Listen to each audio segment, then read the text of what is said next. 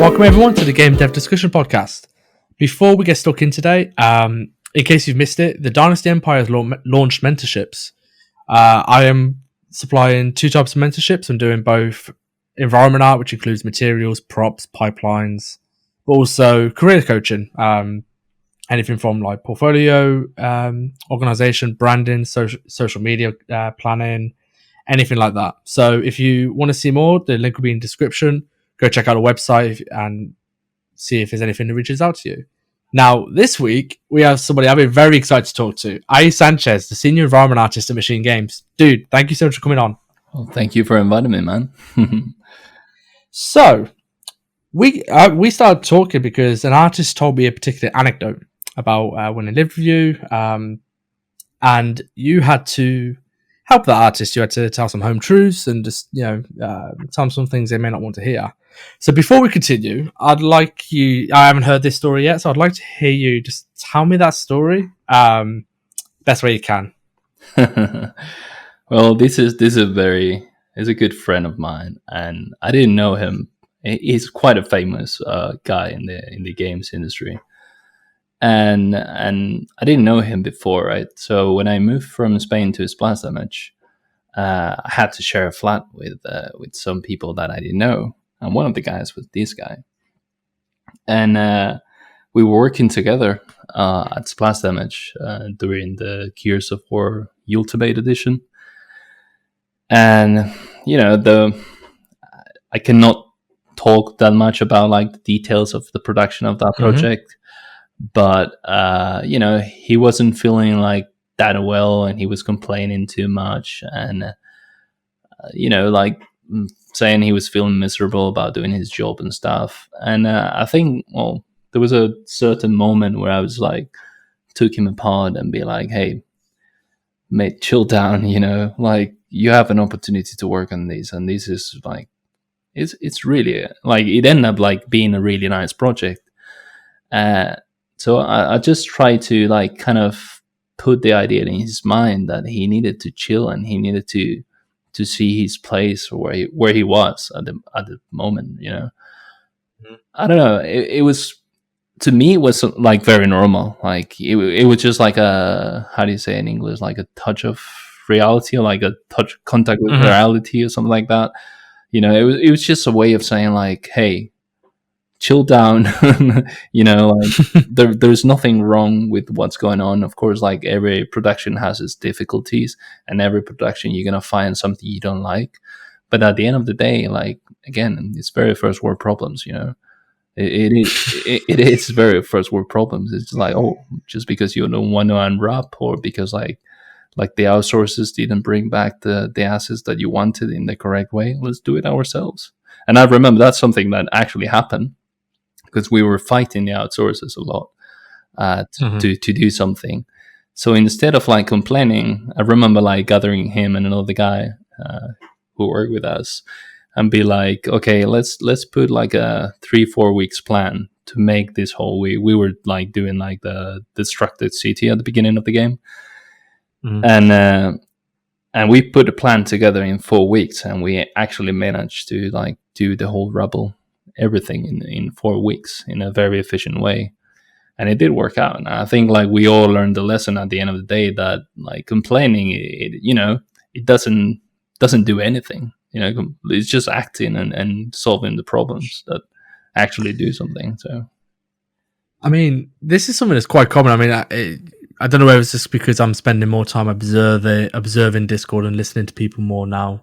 I see a lot of this right now, like people complaining. And let's be realistic, tends to be younger artists where like they finally they land a job at the Dream Studio, and it's like, I'm not doing what I wanted to be, making the hero props, so I wanted to be doing XYZ, and it's like, no, you've got to earn your stripes, and you're going to be unwrapping or doing collision, whatever it might be. And there is an element of, like you said, first world problems. Is like, you're doing a job you chose to do, and you can't sit and complain about it. Yeah, it is very weird, because like, as I told you before, like I come from a different background. I did study journalism. I went to university, did a completely different path before that, or during university. I was still working on like, regular like shops and stuff like that in order to maintain myself. Sorry, I just had a cold and my throat is. Yeah, it's all good. It's all good. And in that regard, like I was very grounded. So, and then I like I picked like something in journalism that was something that I wanted to do, but then in the middle of the way, I just realized it wasn't my thing. But still, like somehow guide me through that path of like getting to where I end up being like like doing games. And it is funny because I've been playing since I was 6 years old, but I never thought like I could make money, I could make a living out of like making games, right? And then I see like after like so many years, because I didn't understand, I didn't start like working in games straight away. It was like when I was 25 years old. And then Hmm. I mean it's not that old still though, right? uh, I'd say it's not old, but like for some people that came out of uni, that how old are you when you come out of uni? It's like 23, 22.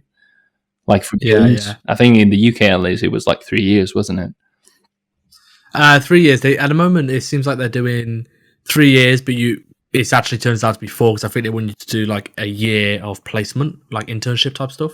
Yeah. I think, Okay. anyways, with some of them. But still, like people get out of uni, they never worked before, right?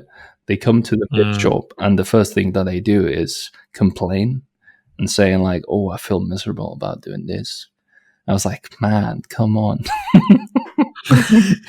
You're uh, landing a dream job for a lot of people, and then you just like complain about it." Like I honestly, I don't understand it. It's like not having perspective of where you are and what you're doing in a way, you know.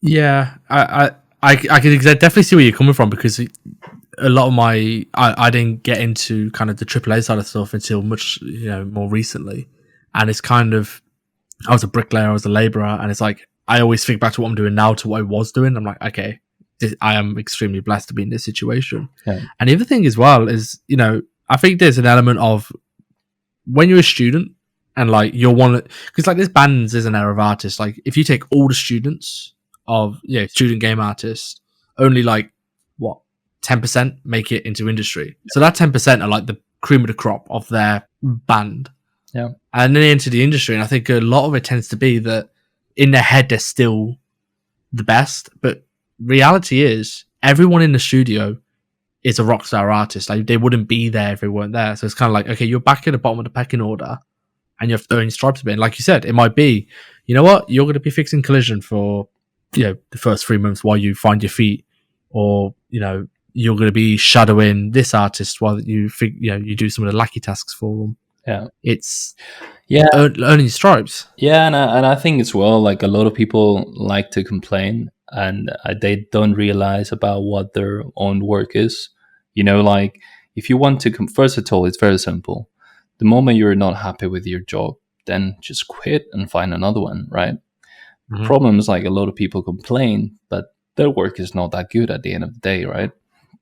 Mm-hmm. And what happens is like they cannot land another job, and that start becoming a problem, and starting double guessing themselves about like if they're good enough to. I mean, who hasn't been there, right? Who hasn't been in that Yeah. position of like double guessing yourself and being like, I don't know if I'm actually good enough to actually work in video games, because it's such a competitive market. It's just like a very competitive industry in general, isn't it?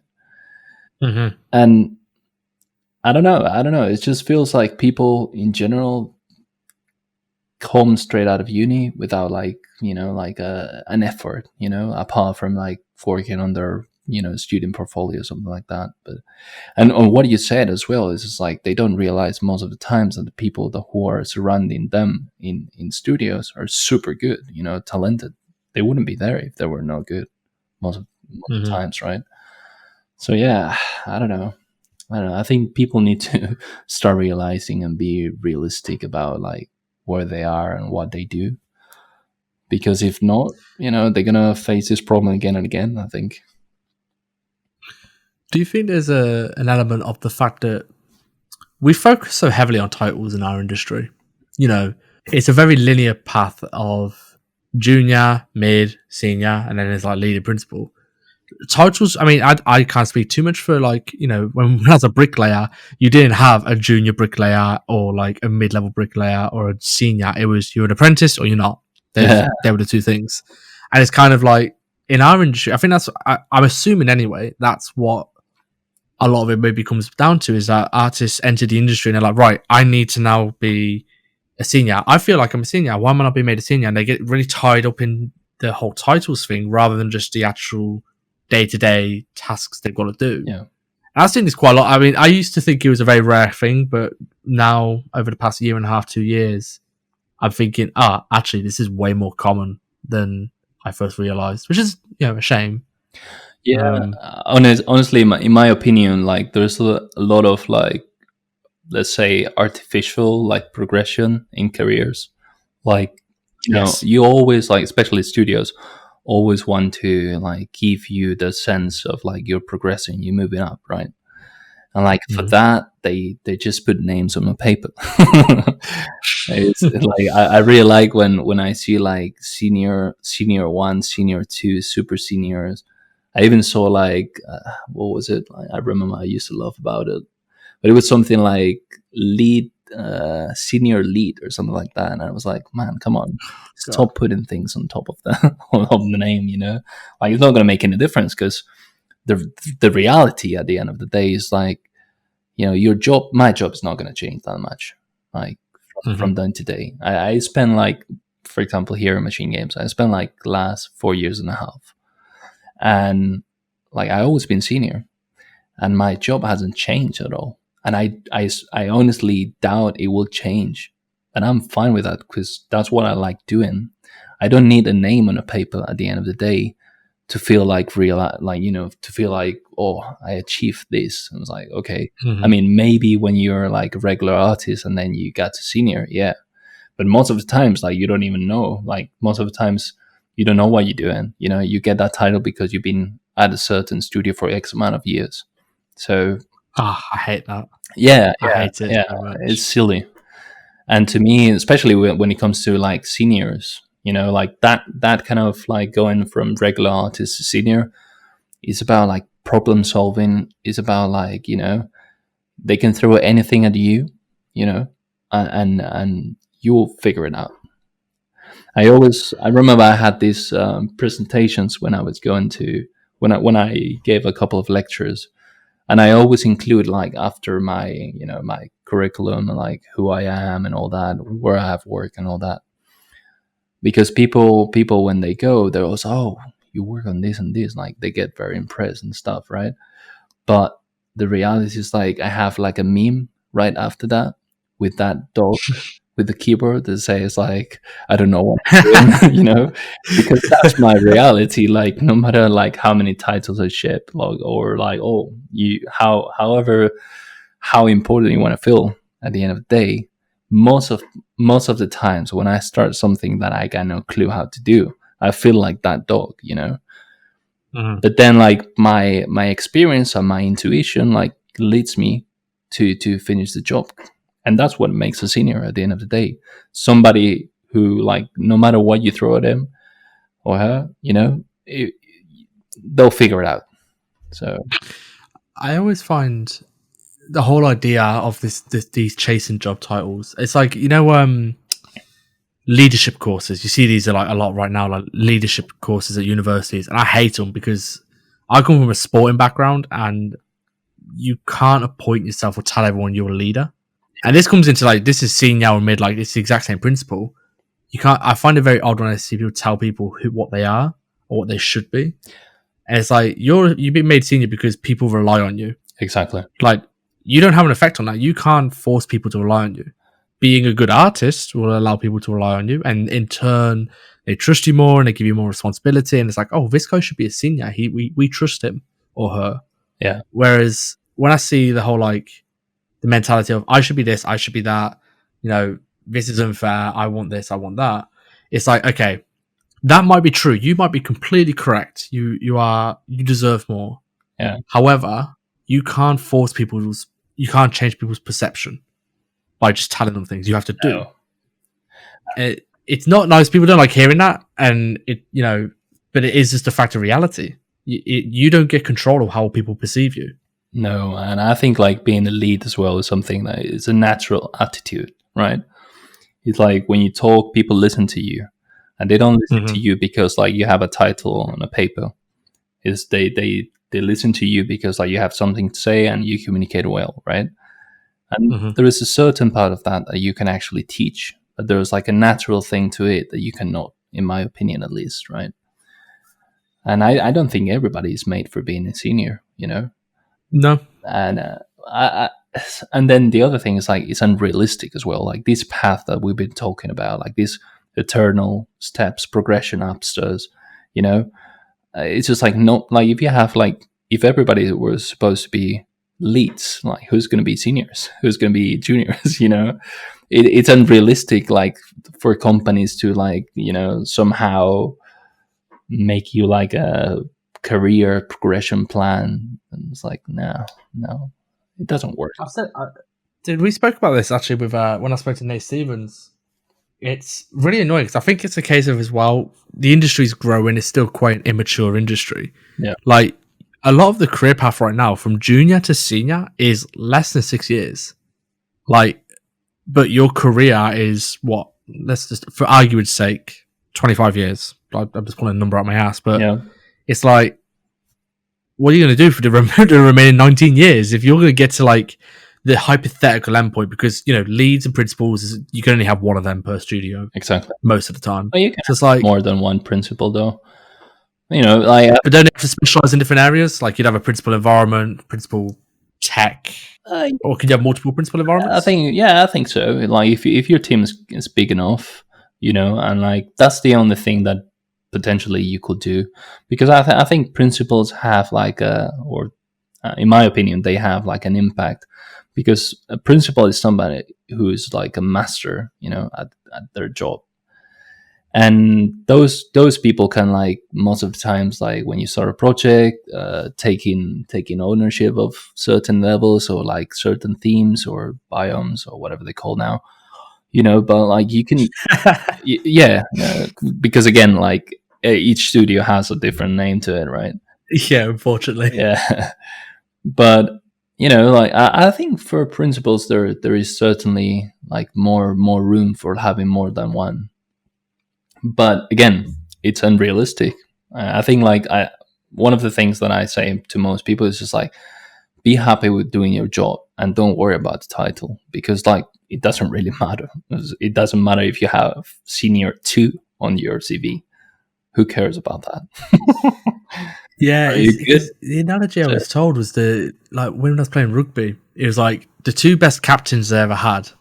Neither of them wanted to be captains. hmm, They didn't ever want to be it. It was just that they led by example and they spoke when they needed to, and what they said had meaning. mhm. And I always sort of treat the same as like when you said with like leads and principles. It's like you you can't just appoint yourself, like you can't just give yourself that responsibility. It comes from others. And the only way you get them responsibilities, like you said, by being a good artist, being happy in what you're doing your job and doing it really, really well. And if you do that, if you do your job really, really well, eventually whatever rewards you're hoping you want will come. It will come. It's just a time thing. Like we are this might be something to do with as well, like just the modern generations in terms of, I mean, I say modern generations, I'm part of social media, like Even our generation. age. It's immediate, isn't it? We want immediate everything. I mean, I tell you what, the boys came live on Amazon, Yeah. and me and my wife were like, "What the hell? Why have they only released one episode a week? Where they usually drop the whole series at once, so I can binge it out. Why am I having to wait week to week?" Yeah. It's like I just want everything like now, immediate. And I think it's the same with careers and the way we're approaching stuff in the industry now. It's like everyone wants things immediate gratification, immediate gratification. It's all going that way, I think. Yeah, I think it's a common, you know, thing nowadays. It is funny because I'm watching The Boys as well. I finished like season 1, and What do you think? I don't know. I have mixed feelings. 'Cause Dude, you have to admit though, like that Homelander guy, whenever he's on screen, my skin is Yeah. crawling. Like it's so uncomfortable. he's definitely the best actor in that series, man. Yeah. Definitely. But I'm not a huge fan of superheroes. I think superheroes, and forgive me, superhero lovers, but I think superheroes are a bit silly. And the moment you get them out of a comic book, you know, they lose the aura or whatever it is. But like Hmm. when I see them in movies or series, they're, I don't know, I find them silly in general, And this is I really like, good because it's the opposite, It takes yeah, superheroes and somehow talks about like capitalizing their powers. I don't know, it's pretty fucking good. it's good though, isn't it? It's like that's what I love. It's like it's actually like I could draw like I can imagine it. I can imagine if one day a superhero landed, 100% they'd work out how to like social media campaigns for them and publicity campaigns and like how we're going to market this person.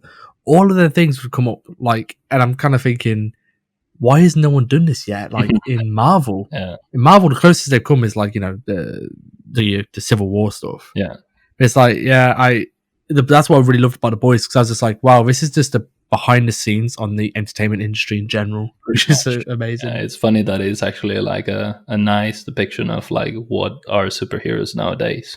It's just their own superheroes to criticize that. It's brilliant. It's brilliant. So just to bring it back to actually to art, one thing I find this is one of the reasons I've been quite excited to talk to you is it's very hard to find, and you excuse me for saying this, but generalists or environment art generalists who are actually really, really proficient in their multiple domains. Because the way the AAA games industry is right now, it's all specialization. We want a specialist trim sheet artist. We want a specialized hard surface, specialized materials person. Now, if I look through your Wolfenstein work, you've kind of touched a lot of different things. Hmm. Um, there's two parts to this question. A, was that intentional? Like, did you consciously push yourself, like push both your superiors to give you them tasks to keep, working in multiple areas? And B, do you think that's like something, I guess, not sustainable, but do you think that's going to be still around these artists like yourself in, like, say, 5-10 years? Well, I mean, I come from I have a very different theory, and it is funny because I was listening to Nate the other day, and I definitely agree what he was saying about like I don't feel like specialization is a thing necessarily. Mm-hmm. I think it's way more interesting to have people that are rounded, and if they're not fully rounded, they will get rounded over time, right?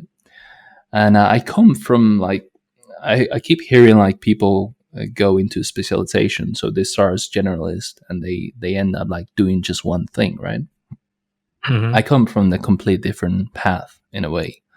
I come from like I started my career at doing games as a texture artist, and everything that I was doing is just like literal textures for characters, for environment art, for everything, right?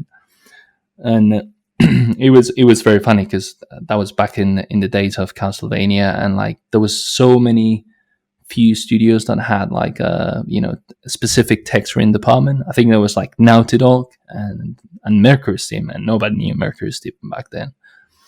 Mm-hmm.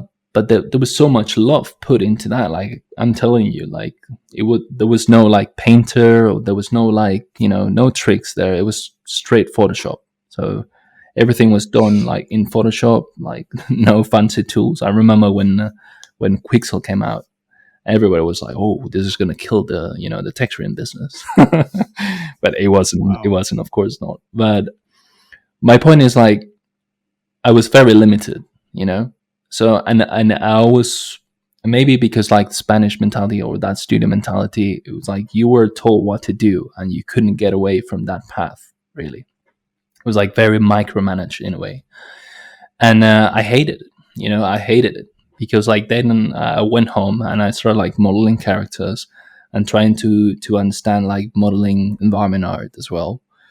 And I realized that some of the things that we were doing in the studio were not the way that I wanted to do stuff, right? So I finished like my contract there after 3 years, and then I moved to Splash Damage. And then Splash Damage, it was like a completely different thing because I was expecting to be very micromanaged, but it was a mix. They were like, "Hey, can you do this?" And I was like, "Oh yeah, yeah." And then I input my own like kind of theories about how it will be cool to do this stuff, right? And they were like, "Okay, yeah, this is going to the right direction." So I had some room to actually experiment and then started like doing environment art. So I was like in those projects, I was mostly building like assets and like kits and a lot of textures. But still, I was very involved. I was working with somebody who was working on the level, like actually doing the layout and stuff and doing the world building. And then I joined machine games after a while, after 2 years. And in machine games, it's just like completely ownership. It was the other way around, right? It was like, okay, so I remember like when I joined machine games, it was quite funny because it was like I read document. I was working with a friend of mine, and I just read the document, and we had to figure it out everything, like even the level design.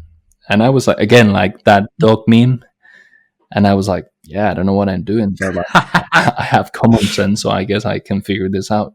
And we did figure it out at the end of the day. So just doing everything, like, it's something that with time I really enjoy. And honestly, I think like when you specialize at the beginning, you can focus on something, so you can master that. It's very difficult to master everything at the same time, and like Mm. it's not even difficult; it's impossible because you never master everything. You're always going to fail at something, or your skills are always going to fall into something that you're not good at. But my point is like when you just do one thing at the beginning, you can become really good at that thing, and then like interest is gonna come. Like it's gonna spark in your head, and you're gonna be like, okay, I need to understand this and that because if I want to do more, then I need to get better at doing this and that, and then you're gonna get interested. If I only do one thing, I get bored. That's the reality. Yes, yeah, I can definitely like attest to that. Like, I hate. So there's nothing wrong. Like I said, there's nothing wrong with like specializing if you want to. But the one thing I've always been like, okay, I'm an environment artist, Hmm. and I get it. I mean, I kind of bring this upon myself because a lot of my personal work tends to be material work. But people are like, okay, so you're a materials artist. I'm like, no, no, no. I'm an environment Yeah, artist who just happens to do a lot of materials.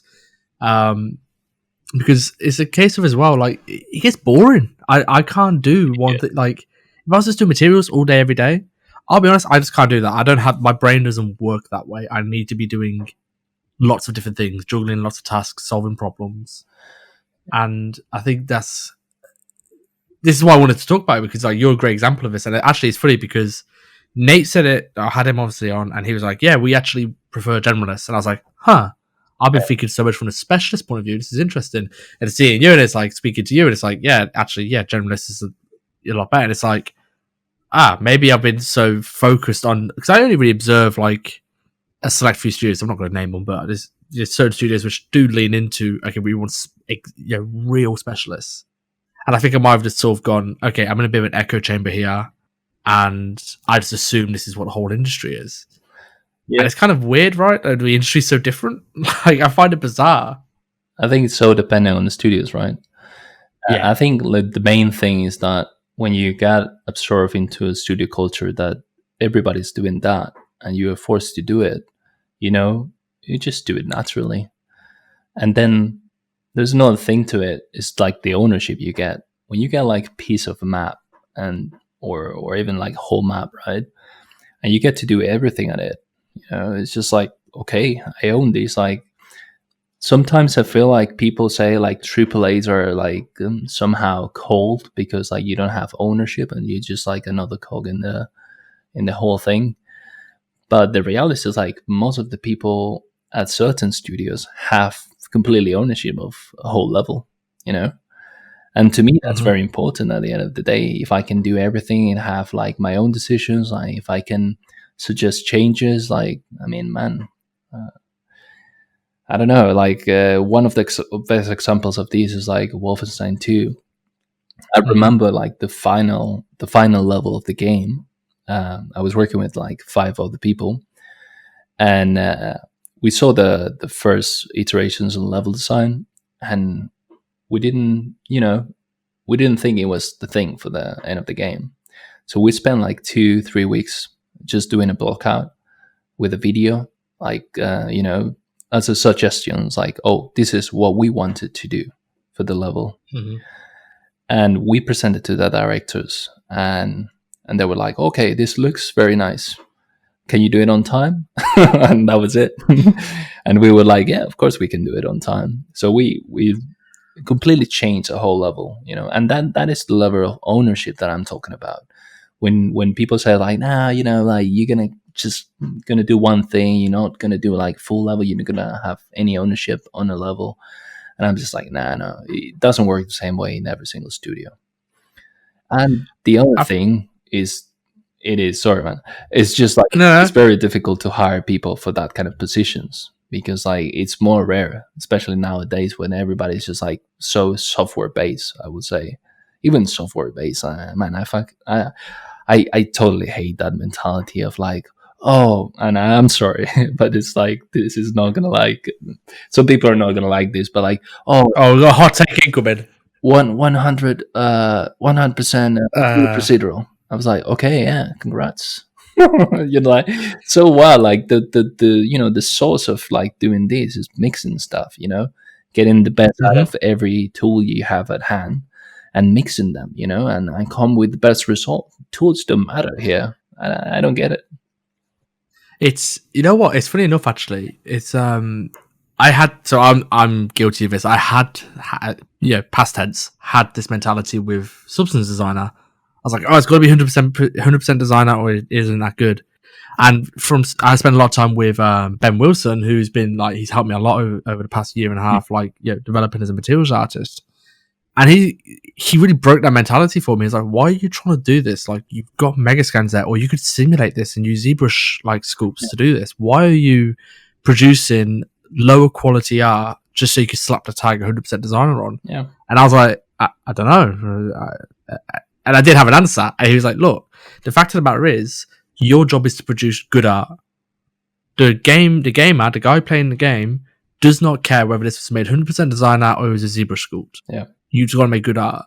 And it's that mentality. I don't know why, it's like a light bulb moment. I was like, oh shit, yeah, he's 100% right. And now I started exploring other like possibilities. It's like, oh, actually, it's a lot quicker and easier to make high quality art if I actually use all the tools at my disposal. yeah. Um, And it is but true. And it's true at the end of the day, because like when you can do, I don't know, it's just like a weird mentality, and I think it's more of a trend thing, right? It's like, oh, yes, yes, this 100%. software is very popular now. Like, let's use it, and then let's make more likes about this. And at the end of the day, like that doesn't matter in a production. The only thing that matters is like things to look good, and for things to look good, you have to use different softwares. Unfortunately. But to your point though about ownership, I have had this. So the whole thing about like, oh yeah, if you go to a AAA studio, it's going to be a cog in a machine. Now, okay, there is like the exceptions when you work on like, I guess, the super big IPs owned by like people like Disney and stuff. I imagine there's some, okay, there's some hoops to jump through. But on most AAA games, I feel as if that idea that, oh, you're going to have no ownership and you're just going to be like a cog. I'm like, yeah, if you don't put your ideas forward, like you said, you came together, you're like, okay, I don't like this. Okay. There's a difference between saying, I don't like this, and I don't like this, this is what I think we should do. Yeah. Or I don't like this, this is what we think we should do, and here's a plan on how we do it. Yeah. It's like you get listened to. I've not seen, and this is hand on heart, I've been to about 4 or 5 studios now. If you put forward solid ideas which you've actually thought about with plans, you will be listened to. Whether or not they go through is a different matter, because there's subjectiveness from like higher ups. Yeah.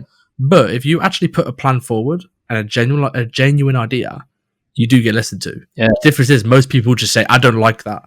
And then when no one agrees with them, they're like, oh, I'm not being listened to. And that kind of reminds me to what we were talking at the beginning about, like people complaining without. If you want to complain, if you want to criticize something, you have to, you have to put a plan together and come with something that is better and doable at the same time, right? And I don't understand. No, the mentality. Of course, like not every studio is the same, right? But most studios are very open. Like it's like a creative atmosphere, and like people like to hear like different possibilities. People like to say like, oh, that one is better than that other one, But if you only have one, then like how do you know like the second possibility is going to be better than the first one, right? So yeah, I don't know. What is it? It's funny because it's something my God, I can't remember if it was if he was creative director or the lead, but he used to say something when we were talking about this. There's a difference between complaining and critiquing. If you're complaining, you're basically whinging. You're just saying you don't like something. Exactly. Critiquing is saying you don't like something. Here are the reasons why, and here are the alternatives. And he, not necessarily our little team. We were quite young at our first studio, and like we were complainers. We always wanted to be doing new things, different things. And he'd always used to say, if when we came forward with a pitch, he says, "Are you whining or are you critiquing?" And he just asked that before we would walk up to his desk. And he would just go, "Before Alex, shh, are you complaining or are you critiquing?" And I'd be like, I look at my team and we're like, "Okay, we'll be back in 10 minutes. We're back in 10 minutes. Let me just go think about this a little bit more." Yeah. It's super important. People don't get it. I think this is the sort of soft skill as well Yeah. that you don't develop until you're actually in a studio or you're around people who can develop this in you in your friendship circle. Yeah, I think not only that, but when you bring in solutions to the table as well, the other thing is like the solutions need to be good, and like Yes. you have to be very like self criticism. I think is like the most important tool that any or soft skill that any like environment artist should have, and like there's always like a moment of like you think you got the right solution, but when you start like developing that solution, when you actually start modeling and doing a block out, and you feel like, yeah, no, it's not gonna work, So criticize at the right moment, once you have done something, once you like have figured a better solution. If not, just hold your horses for that. So, Oh god, I'm getting PTSD. I'm getting a lot of exam. I just remember a lot of this sort of stuff. Now, one thing that I do want to talk about, and I'm gonna have to excuse because any artist sort of in this sort of the senior or like experienced category, I've been poking a lot about this question both on the podcast and just day to day, mhm. and it's about learning. Yeah. When you're a student, when you're younger, when you're a junior, whatever it might be, like when there is a very tangible ladder that you need to climb, Yep. the skills are quite black and white. It's like, okay, say for example, we start off as a materials artist. I want to be an environment artist, but I know materials and I go into materials. It's super easy, like the learning process. Okay, now I need to learn trim sheets. Now I need to learn high to low poly. Now I need to learn ZBrush. Now I need to learn texturing. Like it's very obvious what you need to do. For people like you, though, you are very proficient in most of these skills. What does learning look like for you? Like, is it a case of taking one of these skills and trying to master it? Is it a case of you just want to enjoy what you're doing? Like, what does learning look like when you get to a far more experienced stage in your career? Well, I think I have two answers for that. One of the Okay. answers is like there's a lot of it's like the iceberg kind of image of what you achieve and the work underneath, right? Mm-hmm. It's just like I made a lot of stuff that I never show. I work on a lot of sketches, I work on a lot of like scenes and things just to try out stuff. And the thing is, like, I usually lose like my inertia, like my drive to finish something after achieving something that I wanted to achieve. If I wanted to sculpt a rock, I don't need to go the full, like the full thing and just like finish it, like do it low poly and do the textures. I just want to do the part that I want to learn. So in that regard, I think it's very important to do a lot of projects, even if it's not finished. Sculpts or I don't know, like materials, whatever, like a block out, anything, something that you do. You don't necessarily want to show that. I mean, I try now. I'm trying to like show that stuff through the blocks in ArtStation. And I think it's quite an interesting way of doing it. Of course, it's something that you haven't finished, but you still want to show it, and people may be interested. And it is good to hear like what people's thoughts are about like how to do this or how to do that. But yeah, there's a lot of like learning through that process about like failed projects or like unfinished projects, I think. And that's something like people don't usually see. People only see like, oh shit, he made that environment for these and this game. There was a lot of work behind that. And the other thing about it is just like, that mental process that, mastering a craft, first of all, is a process that never ends. It's a very frustrating process as well. it's a process where like most of the times you're gonna finish, or you think you're gonna finish something, and you're gonna be like, it's not perfect, change this and I could change that. But the important thing again is just like what you have learned through that process. It's just not like the finished piece. It's just about like what you have learned doing it. And most of the time it's just about realizing like if I do use this and this layer together and I put like an offset on this, I can achieve that effect that I always want to achieve, And then you have that for the next project. And that kind of like going, kind of sums up into like a massive amount of things that you learn through time. And for learning as well, the other thing that I feel like is very underrated is like learning from other people. Like I think like one of you can have like a really good like visual like eye for things. You can achieve like really nice results. There's a lot of learning in just listening and watching other colleagues, other co-workers at your studio, and see how they do things. Like I feel like most of my learning process has been through learning from from other artists. It's the I don't like making blanket statements often, but I think it's the most undervalued form of learning is your circles, your friendship circles. Yeah. Now, this can be colleagues, but I mean, I know for me, there's a group of guys. We have a Discord, and they're from various parts of the industry.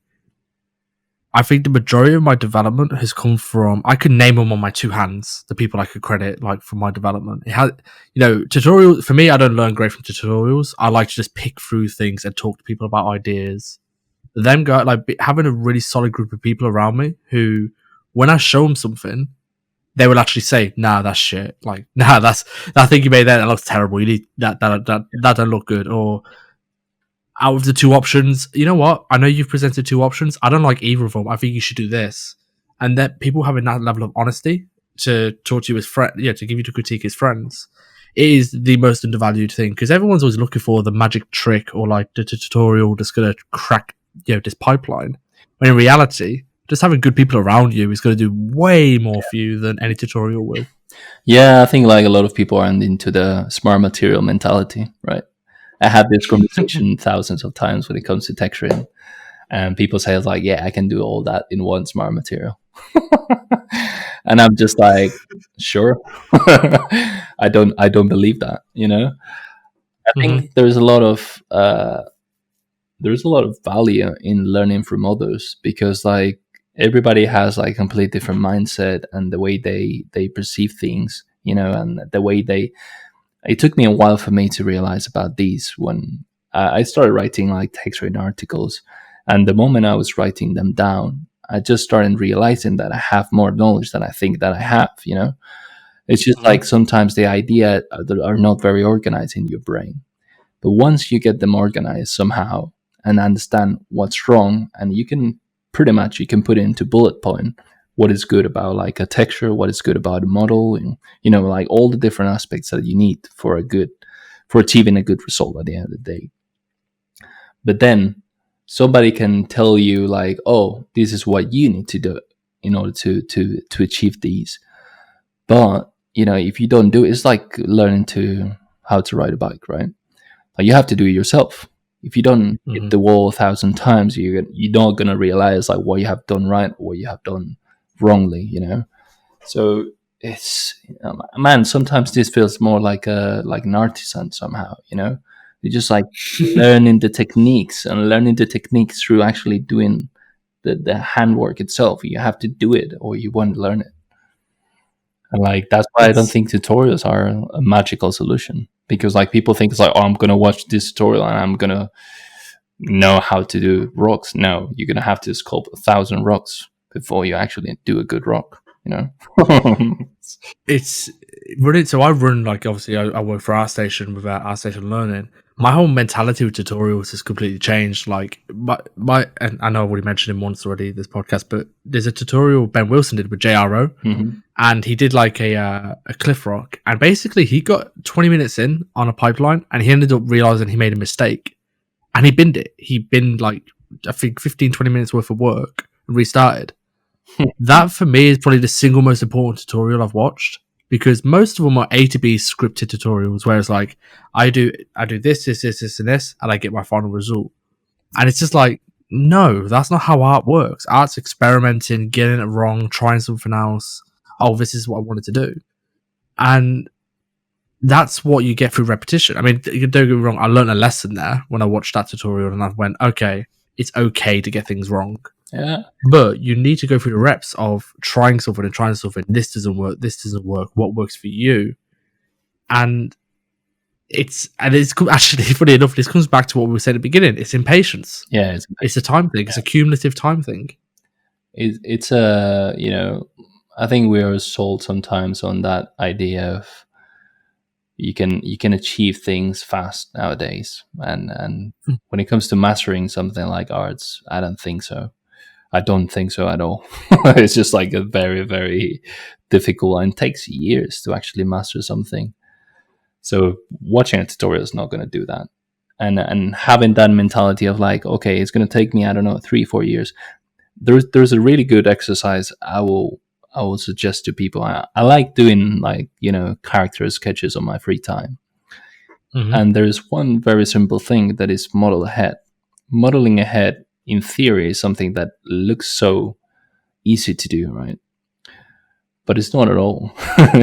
It's something that you have to model like 100 heads in order to get the proportions right to begin with, and then you can still screw it up, and you have to repeat it, and it's something that in appearance it looks so simple, but when you actually get to do it, you just realize, like anyone right now, like, please model ahead, see what you come out with.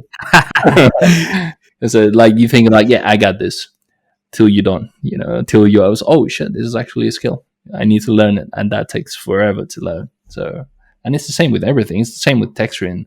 When people come to me and be like, oh, how do you texture like so well, like this and that, and I'm just like, I don't know, man, I've been texturing for 10 years, how I cannot become good at it at the end of the day. Like, it's just, if you have a good eye, if you have like a critical sense, it will come with time. And if you if you have your ears open and you listen to other people that are good at it, you will learn, man. This and to add something to this, like I said this to a friend of mine. He was a junior once, but he's now like a senior artist, and it's like, this is not rocket science, man. you know, we don't have to do like super complex like calculations or anything like that. It's just practice. It's being an artisan, and try and try till you get it right. So yeah. You know what? It's funny you say it. Like, for some reason, I can imagine someone being like, "Oh, it is rocket science. It is difficult." Like you said, it's not necessarily rocket science. It's just there's time involved and the time component. I mean, I can get people's frustrations sometimes because I guess a lot of it is you don't have control over time. You can't speed it up or anything like that. Like, they think if they can figure out a cool technique, Yeah. they could kind of trick. They could cheat the time component of it. But you're right. I don't think there's a way of getting around it. And it's not rocket science. Like, just say to somebody, just put the practice in. That's it. What's the secret to great art? Practice. You can be faster or you can be slower, but like if you put the energy in, if you put it, like you will get there. And there's another thing like as well about the learning process that I feel like it's more and more common nowadays. Like, it's just absorbing like knowledge from, like, for example, game art, right? People just look at game art to become better at game art, but they don't look at other things. And it's funny because, like, for me, for texturing, for learning, and for like somehow, like, I don't know how to put it into words, but like it opens my mind a lot just to look at and to do like models, like scale models, and like painting and scale models, because it has something really good about like the readability and like like how you paint a model and like the different techniques, because like a miniature is something that is very, very small at the end of the day. And you have to see it very clear. Like, it needs to have like a really good readability from like very close up and from very far away, right? And there's a lot of things that you can learn from that other things. Or like another thing that I was really into, like before, it was like before even doing games, it was like aquascaping. It's just like doing like planted aquariums, and you have like Mhm. this kind of landscape, and it's all based in the rules of composition, like the most basic rules of composition. And I didn't realize till very late that I knew a lot about composition because I was doing fucking aquariums. And So there you go. There's the secret that there we've cracked it. If you want to be a great environment artist, there is a secret hack. yeah, Go make yeah, aquariums. go make aquariums. Like everybody, please, just like search in Google aquascaping, because you're gonna realize what is this about, and it's the very basics of composition, like the focal points and like the number of elements. It's all based on like these kind of things, and that thing I didn't realize till very late, and I was like, fuck, I'm following the same steps here, like about like the uneven elements and how they pointed to a direction. And then when I remember when I was doing like some levels for Wolfenstein, actually guiding the eye of the player, and like showing the path is exactly the same thing. So yeah, Mm-hmm. there's a lot of things that you can look around in order to find like a good, you know, influence or like a different perspective. Just don't look at just game art, because game art is game art. If you look at the same thing, you're probably not gonna get anything new out of it. So I think that's a great point to finish this podcast out on, because it is weird. Like this is a side note, I guess, is when you spend all your time in game art. This is something I'm finding right now, is that it turns out having conversations with people who are not artists. mm-hmm.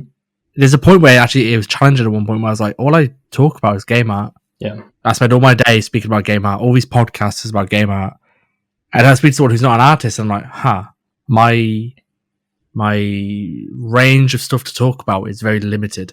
I've literally got dogs and the gym outside of game art. And it's like, okay, that's not a very broad range of things to talk about. And I guess it's exactly that. It's like, you want to have multiple points of reference, whether it's photography, yeah, aquascaping, games, film, stories, writing, UI. I find UI design, actually. UI design's been something I've always been quite interested yeah. in. Um, Yeah, I've been doing some but UI for like small little projects, and then I started realizing that, oh fuck, I love UI as well. Like your it's interests just like branch out in completely different things, and it's like, oh, there's so many interesting things in game art that they don't have necessarily need to be connected to environment or character art. There's so many things. Yeah, I think UI is it's the ultimate example of knowing when something's done. Yeah, Like, it's so easy to go too far with like UI and graphic overdo it. art. Like, oh, let's just add another gradient or another highlight Yeah, or exactly. a sparkle, and it's like, no, you've ruined it now. It's the simplicity's ruined. Yeah, Um, but dude, I really appreciate you giving time to talk. I've been really looking forward to getting into some of these topics, and you've been the perfect guest. It's been an absolute pleasure. well, thanks for inviting me, man. I honestly, I've been following your podcast for a very long time, and I do enjoy like listening to it while working. So I do. It's a pleasure for being here. Actually, And everyone who's listening, please remember to like, follow, share, subscribe. Not only do you help me as a content creator, but you also help the wider industry, because more people get to hear some of the fantastic information like I is sharing. Like there's some really useful stuff in here, and I'm hoping lots of people get to hear it. But dude, we're gonna wrap up. Thank you so much, and everyone at home, I'll catch you next week. thank you.